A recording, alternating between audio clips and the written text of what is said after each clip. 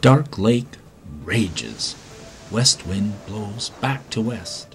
Nature's electric fan on high rolls wave over white wave of green weed, brown mud, dead fish, while seagulls gather on the beach. Men and women scurry away, hats off heads like so many sartorial guillotines. Blow, chop, whoa, stop.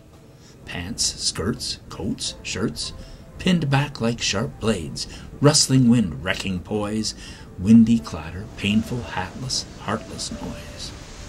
Men and women lean and brace against the deadly weather bomb. Flee the quirky circumstance, run to cars and bars, and chance encounters in a quiet place. West wind blowing set on high from the east. Will people die? Human life grinds to a halt. Weather chases faith and fault. Weather shuts down human acts, whispers threats through holes and cracks. Seagulls miss the tragedy, miss the humans lost at sea, miss the hats and pants and flight, miss the terror, miss the fright.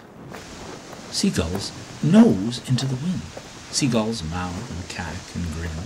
Seagulls spread their certain wing, rise like gods. Above it sing, dash and float, and dart and zoom, dine on fish and human doom.